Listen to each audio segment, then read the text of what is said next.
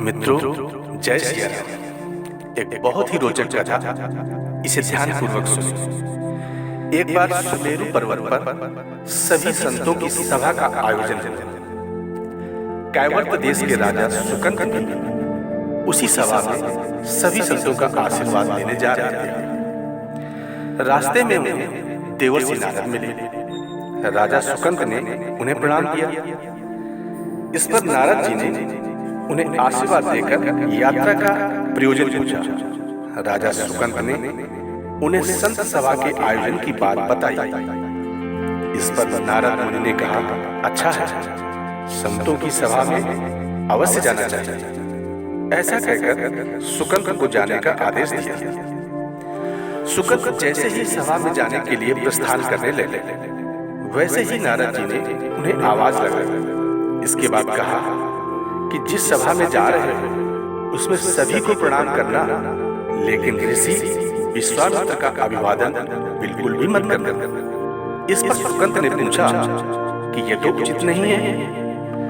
तब श्री नारद जी ने कहा, तुम भी राजा हो, वह भी पहले राजा ही थे, अब संत हो गए, मत करना प्रणाम। राजा सुकंत ने किया भी ठीक वैसा ही।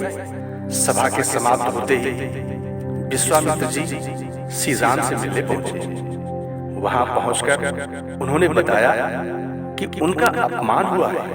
वह इसे भूल भी जाते, लेकिन ये तो संत परंपरा का अपमान है। राम जी ने पूछा, गुरुजी क्या हुआ? तब विश्वामित्र जी ने कहा कि मेरा अपमान हुआ है। राम जी ने पूछा, किसने किया है आपका अपमान? तब विश्वामित्र जी ने कहा, जानकर करोगे भी क्या? इस पर श्री राम जी ने कहा कि गुरुजी, आपके चरणों की सौगंध लेकर प्रतिज्ञा करता हूं, जो सिर आपके चरणों में नहीं झुका है उसे काट दिया जाए। कल सुबह मैं उसका वध करूंगा। श्री राम जी की इस सौगंध का जैसे ही राजा सुकंत को पता चला, वह नारद मुनि को ढूंढने लगे।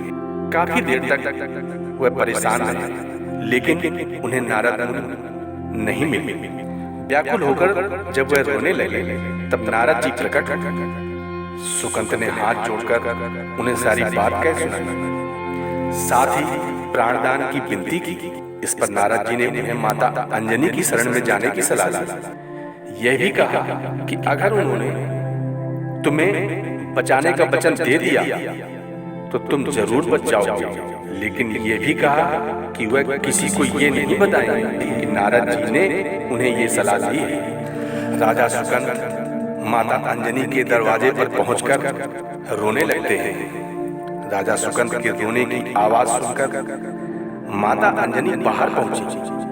तब उन्होंने कहा कि माता, मुझे बचा लेना, अन्यथा विश्वामित्र जी मुझे मार डालेंगे। इस पर माता अंजनी ने सुकंत को उसके प्राण बचाने का वचन दिया। उन्होंने कहा कि तुम शरण में हो, तुम्हें कोई नहीं मार सकता। इसके बाद राजा सुकंत को विश्राम करने के लिए कहा। शाम होने पर जब हनुमान जी माता अंजनी के पास पहुंचते हैं, तो उन्होंने सारी बात हनुमान जी को बताई, लेकिन सुकंत को बुलाने से पहले पवन सुत से सौगंध लेने को कहा। तब श्री हनुमान जी ने कहा कि मैं श्री राम के चरणों की सौगंध लेता हूं कि मैं सुकंत के प्राणों की रक्षा अवश्य कर सकूं। तब माता अंजनी ने राजा को बुलाया। हनुमान जी ने पूछा, कौन तुम्हें मारना चाहता है? तब सुकंत ने बताया कि श्री राम जी उन्हें मारना चाहते हैं। इतना सुनते ही माता अंजनी हैरान रह गई। उन्होंने कहा, तुमने तो विश्वामित्र जी का नाम लिया था। तब राजा ने कहा, नहीं, वो तो मरवा डालना चाहते हैं, लेकिन मारेंगे तो श्री राम जी, क्योंकि श्री राम जी ने प्रतिज्ञा की। हनुमान जी ने राजा सुकंत को उनकी राजधानी में छोड़ा और श्री राम जी के दरबार में पहुंचे। वहां पहुंचकर उन्होंने राम जी से पूछा कि वो कहाँ जा रहे हैं। तब मर्यादा पुरुषोत्तम ने बताया कि वह राजा सुकंत का वध करने जा रहे हैं। तब हनुमान जी ने कहा, प्रभु, उसे मत मारो। राम जी ने कहा, वह तो अपने गुरु की सौगंध ले चुके हैं, अब पीछे नहीं हट सकते। हनुमान जी ने कहा, प्रभु, मैंने उसके प्राणों की रक्षा के लिए अपने इष्ट देव यानी प्रभु आपकी सौगंध लीजिए। तब राम जी कहते हैं कि ठीक है, तुम अपना वचन निभाओ, मैं उसे अवश्य मारूंगा। हनुमान जी राजा सुकंद को लेकर पर्वत पर पहुंचे और राम नाम का कीर्तन करने लगे और उसे भी राम नाम का कीर्तन करने को कहा।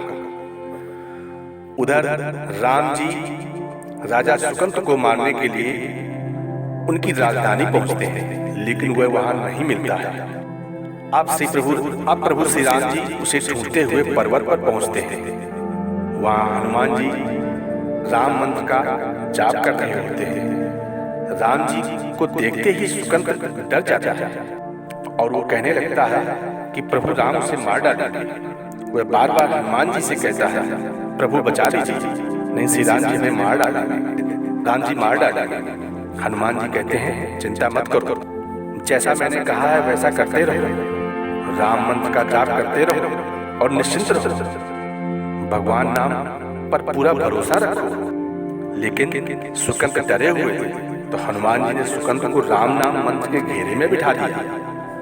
इसके बाद राम नाम स्वयं भी जपने लगे और सुकंद को भी राम नाम जप के लिए कहा कि राम नाम जप अवश्य करते रहे। राम जी ने राजा सुकंद को देखकर जब बाण चलाना शुरू किया तो वह राम नाम के मंत्र के आगे विफल हो जाते। राम जी हताश हो गए कि अब क्या करें। यह दृश्य देखकर श्री लक्ष्मण जी को लगा कि हनुमान जी भगवान राम को परेशान कर रहे हैं, तो उन्होंने स्वयं ही हनुमान जी पर बाण चला दिया। लेकिन ये क्या, उस बाण से पवन सुत के बजाय श्री राम जी मूर्छित हो गए। ये देखते ही लक्ष्मण जी दौड़ पड़े कि बाण तो हनुमान जी पर चलाया था, लेकिन मूर्छित राम जी कैसे हो गए। तब उन्होंने देखा कि पवन सुत के हृदय में तो श्री राम बसते हैं। राम जी जैसे ही होश में आए, वे हनुमान जी की ओर दौड़ते हैं और उन्हें गोद में उठा लेते हैं और अपने छाती से लगा लेते हैं। वे हनुमान जी का दर्द देख नहीं पा रहे थे। वे बार बार उनकी छाती पर हाथ रखते और आंखें बंद कर लेते। पवन सुत को होश आया तो उन्होंने देखा कि श्री राम जी आंखें बंद करके हनुमान जी के छाती पर बार बार हाथ रखते हैं और फिर हनुमान जी के सिर पर हाथ फेरते हैं। तब पवन सुत ने सुकंद को पीछे से निकाला और कहा, जल्दी से आ जाओ, और गोद में बिठा लिया। तभी राम ने फिर से हनुमान जी के माथे पर हाथ फेरा, लेकिन इस बार वहां पवन सुत की जगह राजा सुकंद थे। राम जी मुस्कुराए। उसी समय हनुमान जी बोल उठे कि हे प्रभु, अब तो आपने इसके सिर पर हाथ रख दिया, अब तो सब कुछ आपके हाथ में ही। इसकी मृत्यु भी आपके हाथ में है और इसका जीवन भी आपके ही हाथ में है। आप ही सुकंद के जीवन की रक्षा करें। राम जी ने हनुमान जी से कहा कि जिसे तुम अपनी गोद में बिठा लो, उसके सिर पर तो मुझे हाथ रखना ही पड़ेगा, लेकिन गुरु जी को क्या जवाब देंगे। तभी हनुमान जी को विश्वामित्र जी सामने से आते हुए दिखाई पड़े। उन्होंने राजा सुकंद से कहा कि जाओ और जल्दी से विश्वामित्र जी को प्रणाम करो। राजा ने दौड़कर विश्वामित्र जी का अभिवादन किया।